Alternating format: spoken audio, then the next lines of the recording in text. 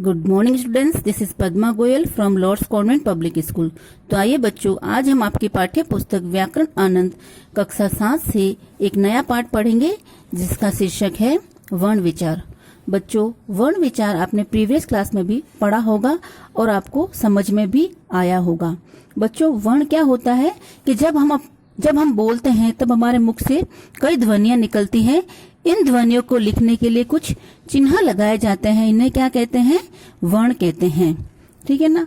इस प्रकार जैसे मैंने कलश लिखा, तो कलश लिखने के लिए जब हम मुंह से ध्वनि निकालते हैं तो उसमें कितने वर्ण निकलते हैं? उसमें कम से कम 6 प्रकार की ध्वनियां निकलती है, जैसे क, अ, ल, अ, श, अ, कलश।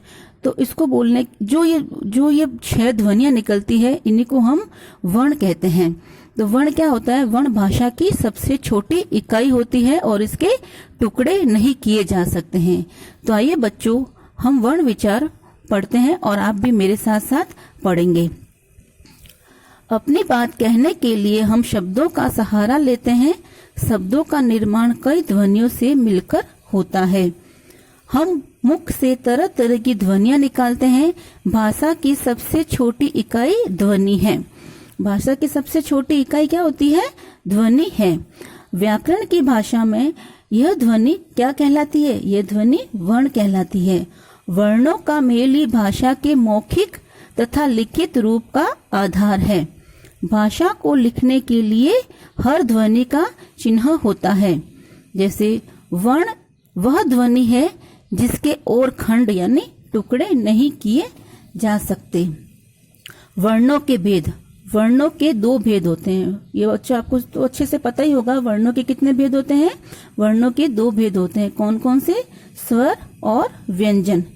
तो पहला है स्वर। जिन ध्वनियों के उच्चारण के समय हवा बिना रुकावट के मुख से बाहर आती है, वे स्वर कहलाते हैं। और स्वर कितने होते हैं? ये तो आपको पता ही है कि स्वर 11 होते हैं। स्वर माला। स्वर कौन कौन से होते हैं? अ, आ, ई, उ, री, ए, आई, ओ, औ, री। इस स्वर का प्रयोग संस्कृत में किया जाता है। हिंदी में जो शब्द संस्कृत में आए हैं उन्हीं तत्सम शब्दों में इसका प्रयोग होता है। हिंदी में उसका उच्चारण री की तरह होता है। री, ऋतु, ऋषि, कृपा और आदि, ये री की मात्रा है। और री के कुछ और शब्द इस प्रकार है: कृपा, मृग, सृष्टि, श्रृंगार आदि। इसे अनुस्वार कहते हैं। इसका स्वर की तरह स्वतंत्र उच्चारण नहीं होता है। इसका प्रयोग व्यंजनों के साथ होता है। यह न तो पूरी तरह स्वर है और न ही व्यंजन है। अनुस्वार का उच्चारण केवल नासिक से होता है, यानी नाक से होता है। यह व्यंजनों के 5 वर्गों के अंतिम वर्ण के स्थान पर आता है, तब इसका रूप ये अनुस्वार में इस तरह से बन जाता है। अह, इसे विसर्ग कहते हैं। पीछे 2 बिंदी लगती अह, यानी इसे विसर्ग कहते हैं। वास्तव में इसकी स्थिति भी स्वर तथा व्यंजन के बीच की ही है। इसकी स्थिति कैसी है? स्वर और व्यंजन के बीच की है। स्वर की तरह इसका भी चिन्ह इस तरह होता है, किंतु इसका उच्चारण व्यंजन के साथ ही होता है। विसर्ग का उच्चारण व्यंजन ह के समान होता है। इन 2 बिंदियों को हम ह के समान भी मानते हैं। जैसे अ, त और 2 बिंदी लग जाएगी तो हम कैसे बोलेंगे? अतः, प्रातः, विसर्ग लग गया, प्रातः, नमः, संभवतः आदि। इसका प्रयोग अधिकतर संस्कृत शब्दों में किया जाता है। इसे क्या बोलते हैं? आगत स्वर कहते हैं।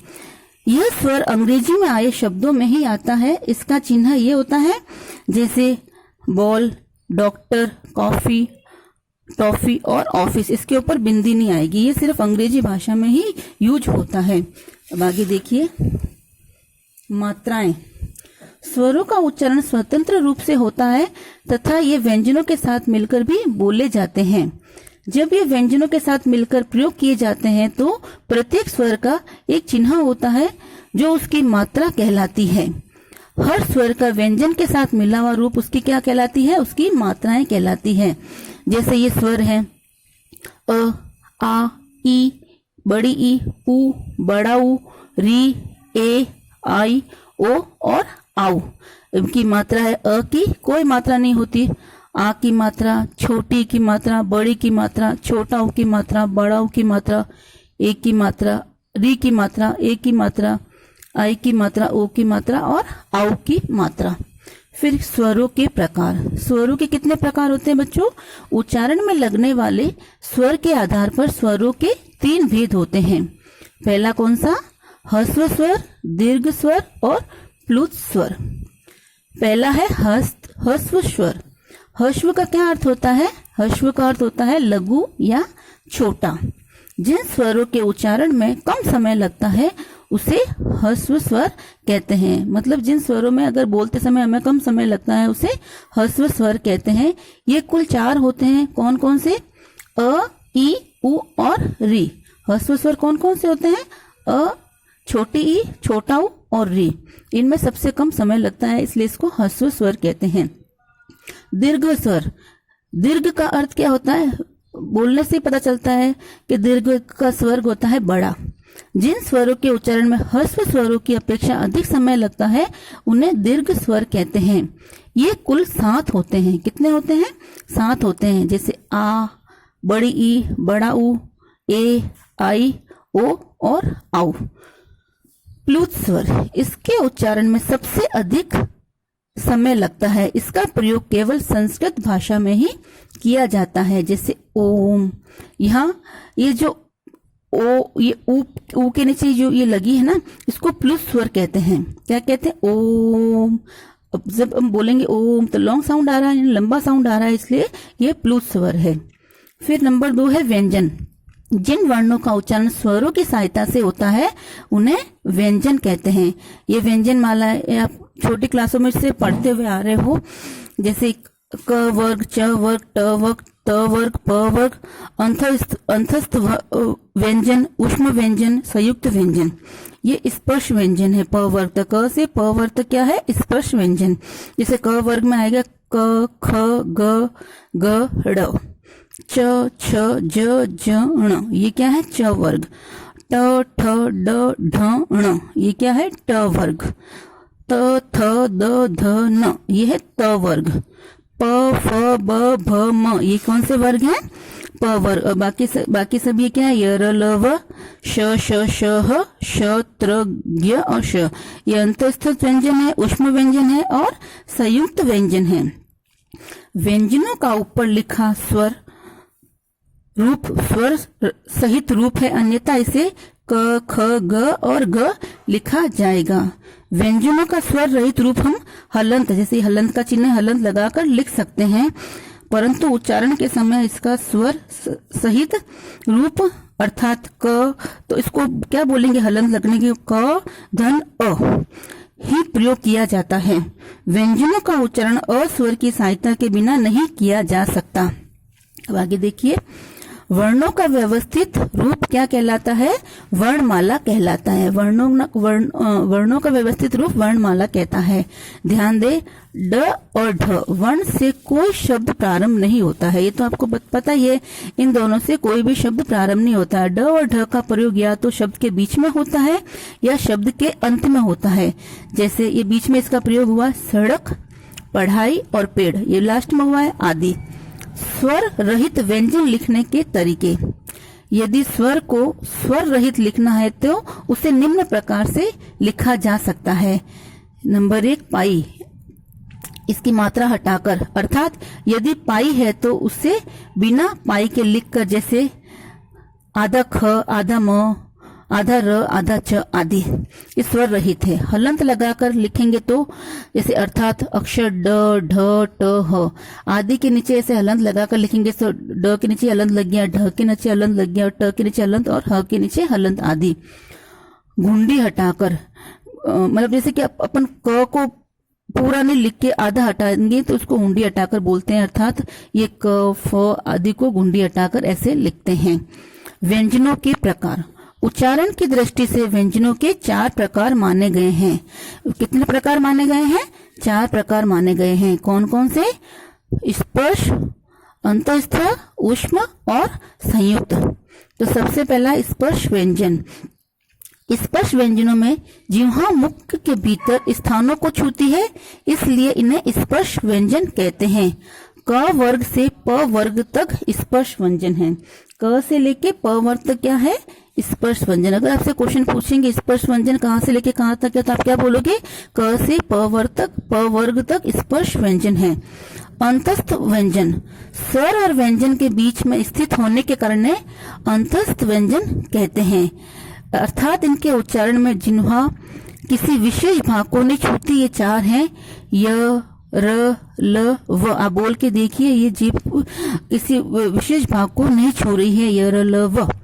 ऊष्मा, इसके उच्चारण में सांस तेजी से निकलती है, ऊष्मा यानी गर्मी पैदा होती है, इसलिए ये ऊष्म व्यंजन कहलाते हैं। ये चार होते हैं, आप बोल के देखिए, श, श, श और ह।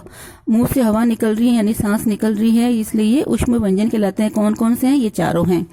संयुक्त व्यंजन, ये दो व्यंजनों के मेल से बनते हैं, जैसे क हलंत धन श, श, ज हलंत धन ण, ज्ञ। इसको हम ऐसे लिखते हैं, त हलंत धन र त्र, श हलंत धन र श्र, श त्र ज्ञ तथा श्र। ये सब क्या है? चारों संयुक्त व्यंजन हैं। ठीक है। अनुनासिक तथा अनुस्वार, अनुस्वार का चिन्ह ऐसा होता है तथा अनुनासिक का चिन्ह इस तरह से होता है। अनुनासिक स्वर है परंतु अनुस्वार व्यंजन है। अनुनासिक क्या है? ये एक स्वर है। अनुनासिक क्या है? ये स्वर है और ये क्या है? व्यंजन है। क्योंकि स्वरों की भांति अनुस्वार का भी चिन्ह होता है, अतः इसकी स्थिति स्वर तथा व्यंजन के मध्य की हो जाती है। अनुनासिक में बोलते समय मुख तथा नासिका दोनों में श्वास निकलता है तथा इसका प्रयोग इस प्रकार होता है, जैसे चांद, उंगली, ऊंट आदि। इसमें मुंह से भी श्वास निकलता है और नाक से भी श्वास निकलता है। बोल के देखिए, चांद, उंगली, ऊंट और आदि। अनुस्वार वर्णमाला के पंचम वर्ण के स्थान पर प्रयोग होता है, जैसे कंगा के स्थान पर कंगा। ठीक है। अब आगे देखिए, चंचल चंचल, ठंड ठंड, अंदर अंदर, खंबा खंबा। उच्चारण, अनुस्वार का उच्चारण स्वतंत्र रूप से नहीं होता अपितु स्वरों की सहायता से ही होता है। शब्दों में अनुस्वार तथा अनुनासिक का प्रयोग करते समय विशेष ध्यान रखना चाहिए, अन्यथा इसके अशुद्ध प्रयोग से शब्द का अर्थ ही बदल जाता है। जैसे हंस, हंस क्या है? एक पक्षी का नाम है। क्या है? हंस। ऊपर ये वाला अगर लगाएंगे अनुस्वार तो इसका मतलब होता है एक पक्षी का नाम। अगर हम अनुनासिक हंस के ऊपर ऐसे चांद बना के बिंदी लगाएंगे तो हंस मतलब हंसना, एक क्रिया है। क्या है? एक क्रिया है, मतलब अर्थ, शब्द का अर्थ ही बदल जाएगा। अगर आप अनुनासिक अनुस्वार में ध्यान देकर अगर आप नहीं लिखेंगे तो इसका अर्थ, शब्द का अर्थ ही बदल जाएगा। र के विभिन्न रूप, विद्यार्थी अधिकतर र के प्रयोग में अशुद्धियां करते हैं। र के प्रयोग में निम्न बातें ध्यान देने योग्य हैं। यदि र अपने स्वर रहित रूप में है अथवा इसके पहले का व्यंजन आधा स्वर रहित है तो यह उसके नीचे इस तरह र लगता है, जैसे प्रेम। अपन लिखते हैं ना प्रेम, लिख के इस तरह से प्रेम, प्रकाश, राष्ट्र आदि। प्रेम शब्द में प के नीचे आधा र का मिश्रित रूप है। इस प्रकार राष्ट्र में ट के नीचे आधा र का मिश्रित रूप है। यह ट में एक हलंत लगा है तथा इसमें र का रूप इस तरह से जुड़ा हुआ है। यदि र स्वर रहित है तो यहाँ जहां भी आएगा, अर्थात जहां भी इसका उच्चारण किया जाएगा उसके अगले वर्ण के शीर्ष पर इसे इस तरह, मतलब ऊपर मात्रा लगाकर, इसका ऊपर र लगाकर किया जाएगा, जैसे धर्म, दर्द, पर्व आदि। शीर्ष यानी उसके ऊपर मात्रा लगेगी। श के साथ र का प्रयोग इस प्रकार होता है, श हलंत धन र, श्र जैसे श्रम, श्रीमान, श्रमिक, श्रद्धा आदि। और श के साथ र का प्रयोग इस प्रकार होता है, श धन र श। यहाँ पर श प्लस धन र है, जैसे श्रोत, सहस आदि। संयुक्त व्यंजन त्र को ऐसे लिखेंगे, त हलंत ध र के प्रयोग से बना। श हलंत ध त्र को शस्त्र के रूप में लिखा जाता है, जैसे वस्त्र, शस्त्र आदि। संयुक्त व्यंजन या व्यंजन गुच्छ, जब दो या दो से अधिक व्यंजनों का परस्पर संयोग होता है उसे संयुक्त व्यंजन या संयुक्त गुच्छ कहते हैं। जैसे श पक्षी, क्षमा अक्षर, और ज्ञ का आज्ञा, ज्ञान, ज्ञानी, त्र का नेत्र, क्षत्रिय, मित्र, श का श्रम, श्रवण और श्रमिक। अन्य शिवताक्षर शब्द युक्त शब्द प्रसन्न, उत्तर, सज्जन, दुस्साहस, उद्देश्य, पत्थर, प्रसिद्ध, उद्यान, सत्य, संध्या, प्रसन्न, स्वर्ग आदि। इस तरह से ये सारे क्या है, संयुक्त व्यंजन या संयुक्त गुच्छ शब्द कहलाते हैं। अब वर्णों का विच्छेद, आपको वर्ण विच्छेद आप प्रीवियस क्लास से ये करते हुए आ रहे हो कि वर्ण विच्छेद यानी संधि विच्छेद। वर्ण विच्छेद देखिए, वर्ण विच्छेद, शब्द का निर्माण वर्णों के मेल से होता है। यदि शब्द में प्रयुक्त वर्णों को अलग अलग किया जाए तो उसे वर्ण विच्छेद कहते हैं। जैसे मानवता, म हलंत ध आ, म आ, मा, न अ व धन अ धन त अ आ, मानवता, इस प्रकार लिखेंगे।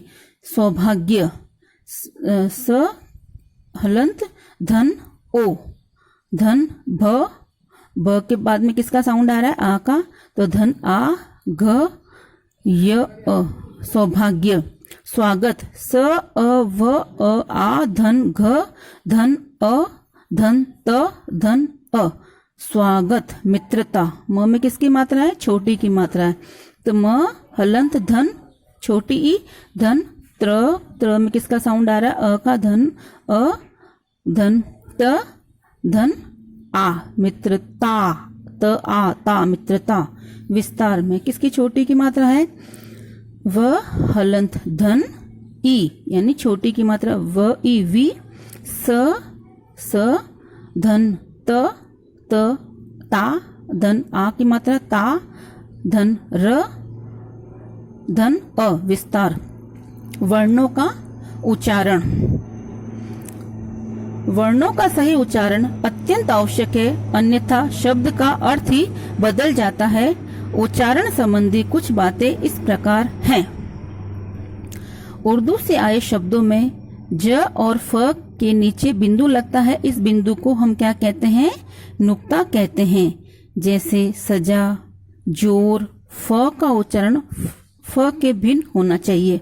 फ को बोलते समय दोनों होठ छूते हैं, आप बोल के देखिए, फ फ, दोनों होठ आपस में एक दूसरे को छू रहे हैं, पर फ को बोलते समय फ मुंह से हवा निकल रही है, दोनों होठ एक दूसरे को नहीं छू रहे हैं। इस प्रकार अंग्रेजी के कुछ शब्द जैसे फेल, फूल आदि में भी यह बिंदु नुक्ता कहलाता है। फूल शब्द को यदि फूल कहा जाए तो इसका अर्थ बदल जाएगा। फूल हिंदी का अर्थ है पुष्प या सुमन। फूल का अर्थ क्या होता है, पुष्प या सुमन। इसके फ को फ कहकर उच्चारित किया जाएगा तो वह अंग्रेजी का फूल होगा, जिसका अर्थ क्या होता है, जिसका अर्थ होता है मूर्ख।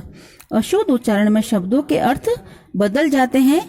कुछ हिंदी प्रदेशों में श के स्थान पर श का ही प्रयोग किया जाता है और सुषमा को सुषमा, शीश को शीश उच्चारित किया जाता है।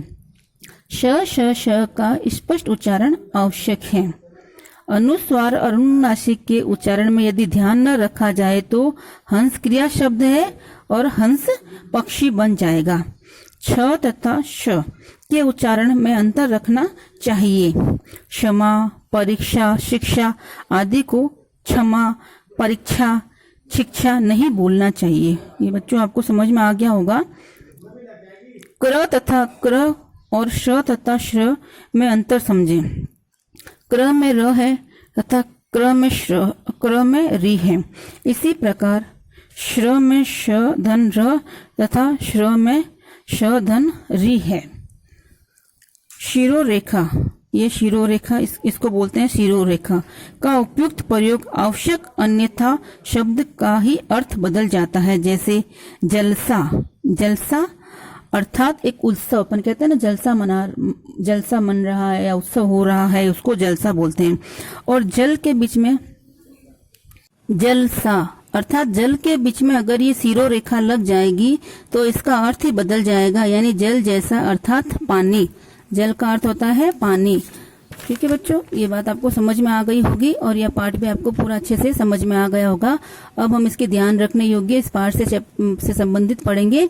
जैसे कि भाषा की सबसे छोटी इकाई क्या होती है, क्या कहलाती है, वर्ण कहलाती है। और इस खंड के इसके क्या नहीं हो सकते, खंड नहीं हो सकते, मतलब इसके टुकड़े नहीं हो सकते। तो मतलब भाषा की सबसे छोटी इकाई जिसके खंड नहीं हो सकते वह क्या कहलाती है, वर्ण कहलाती है। स्वर तथा व्यंजन, इसके कितने भेद होते हैं, इसके 2 भेद होते हैं। ये बातें आपको ध्यान रखने योग्य है और आप इन बातों को याद रखोगे। जिन ध्वनियों का उच्चारण बिना किसी सहायता से स्वतंत्र रूप से हो वे क्या कहलाते हैं, वे स्वर कहलाते हैं।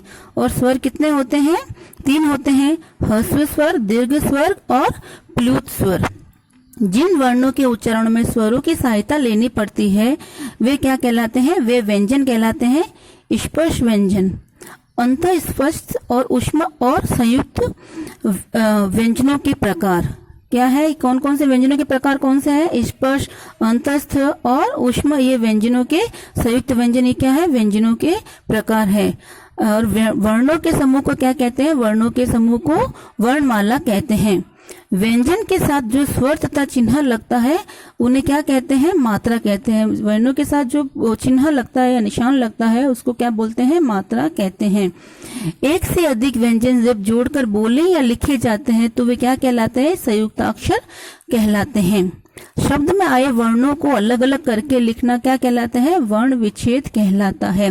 बच्चों जब आप ये कार्य अपनी H1 H2 की नोटबुक में करोगे तो सबसे पहले आपको पाठ का नाम लिख के आपको यह कार्य ध्यान रखने योग्य बातें सबसे पहले आपको परिभाषाएं लिखकर नंबर 1, 2, 3, 4, 5, 6 और 7 सबसे पहले पाठ का नाम, कक्षा, पाठ का नाम, डेट और वार लिखने के बाद सबसे पहले आपको ये 7 मेन पॉइंट लिखने होंगे। उसके बाद जो दूसरा कार्य मैं आपको पीडीएफ में दूंगी वो आप करेंगे। अब हम आगे करेंगे, आओ अभ्यास करें। ये कार्य आपको अपनी बुक पार्ट में ही करना है, इसी बुक में ही आपको ये कार्य करना है। निम्नलिखित प्रश्नों, निम्नलिखित शब्दों के किस स्वर की मात्रा होती है, शब्द वृद्ध, प्रज्वलित, कूद, दृष्ट, पीतल, दौड़ और बेलन, ये कुछ शब्द दिए गए हैं। इसमें आपको इसमें कौन सी मात्राएं स्वर की लगी हुई है वो आपको यहाँ पे नीचे बताना है।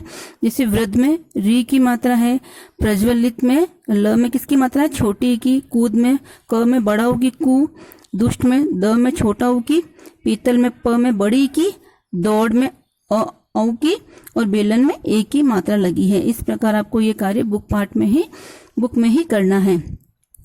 फिर आपको ये प्रश्न नंबर 2 लिखना है। इसमें ओ की मात्रा, शब्द, मात्रा, शब्द और शब्द, इसमें ओ, उ, ई, औ और री, इस तरह से आपको यहाँ पर लिखना है। और मात्रा शब्द, यहाँ पर भी ऊ की मात्रा वाले शब्द और यहाँ पे शब्द लिखना है जो मैंने यहाँ पे लिखा है, आपको इनको देख के लिखना है। प्रश्न नंबर 3 में अनुस्वार तथा अनुनासिक शब्द लिखना है। मैं आपको पीडीएफ में ये सब भेज दूंगी, आपको ये सब सुंदर सुंदर लिखावट में करना है। जैसे कंगा के ऊपर ये अनुस्वार लगेगा, कांच के ऊपर अनुनासिक लगेगा। इस तरह से आपको ये सारे अनुस्वार और अनुनासिक शब्द लगाकर आपको लिखने हैं। फिर आपको यहाँ पे क्वेश्चन नंबर 4 संयुक्ताक्षर शब्द लिखने हैं, द, ख और च और क। इस तरह से ये सारे प्रश्न आपको इसी कार्य पुस्तिका में करना है। प्रश्न नंबर 5 आपको नहीं करना है। फिर प्रश्न नंबर 6 आपको वर्ण विच्छेद करना है। जैसे मैंने आपको वर्ण विच्छेद अभी आपको समझाया ही है और मैंने आपके इसमें लिख ही दिया है। कक्षा क धन अ, क अ, श धन श धन आ, कक्षा। इस तरह से आपको ये सारे वर्ण विच्छेद आपको इसी पाठ्य पुस्तक में करना है। इन वर्णों के मेल से बनने वाले शब्द लिखना है। जैसे कि ये वर्ण विच्छेद किए हुए हैं, इनको जोड़कर आपको लिखना है। तो कैसे लिखोगे, द, छोटा ऊ, दू, क, आ, न, अ, दा, र, दुकानदार। इस तरह से सारे शब्द आप बोल के लिखोगे तो आपको ये सारा कुछ समझ में आ जाएगा और आपको इसमें से देखकर लिखना है और सुंदर सुंदर लिखावट में लिखना है।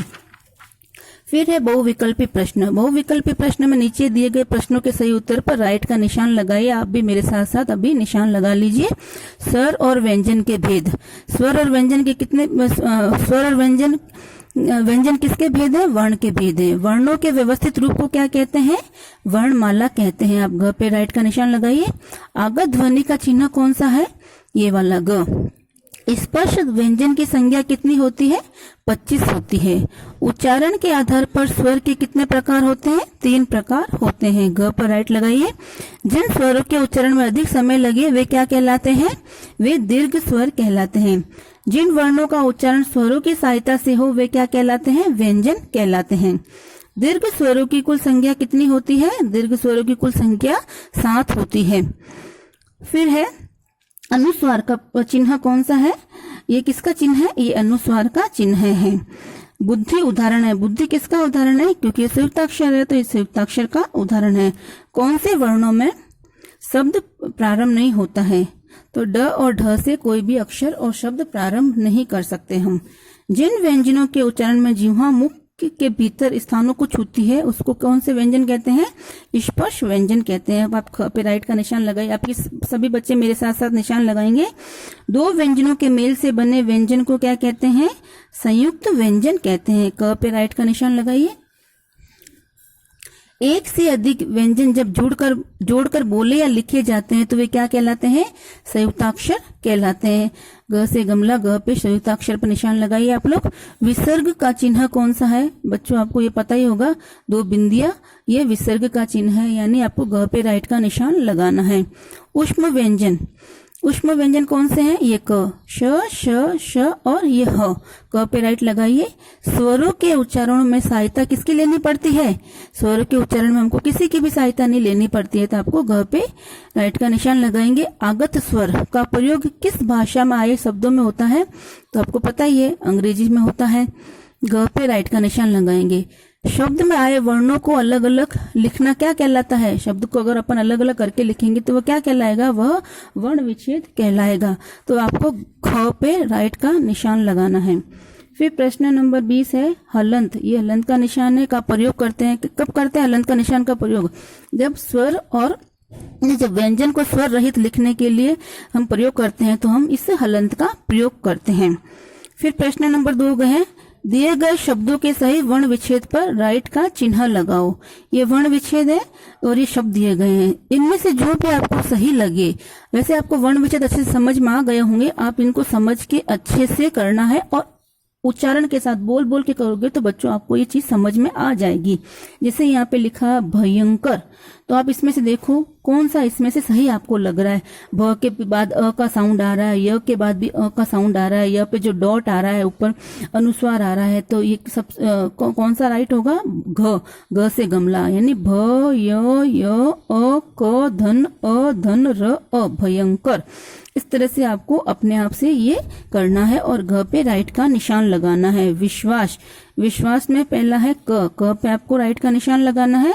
बंधन, बंधन में ग पे राइट का निशान लगाना है। बंधन। औचित्य, औचित्य में ग से घड़ी वाले घ पे राइट का निशान लगाना, ये राइट है। और सुरक्षित, इसमें भी घ यानी गमला वाले घ पे राइट का निशान लगाना है। तो बच्चों ये जो बहुविकल्पी प्रश्न है आपने मेरे साथ साथ निशान लगा लिए होंगे और ये जो भी मैंने आपको ये अभी कार्य समझाया है ये आपको अपने इसी पाठ्य पुस्तक में ही करना है।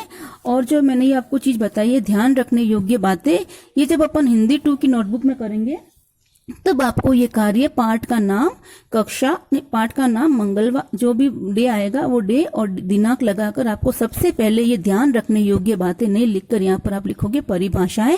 ये लिखकर 1 से लेकर ये 7 पॉइंट लिखोगे ताकि आपको ये पाठ में जो भी छोटी छोटी डेफिनेशन दी गई है आपको ये अच्छे से समझ में आ जाएगी और इन्हीं से आपको ये पाठ का सारांश भी समझ में आ जाएगा। और ये आपको पाठ वापस दोबारा पढ़ना है और समझने का प्रयास करना है। बेटा अगले वाले वीडियो में हम इस पाठ के प्रश्न उत्तर करेंगे। तब तक आज इस पाठ को पढ़ना और समझने की कोशिश करना। धन्यवाद बच्चों।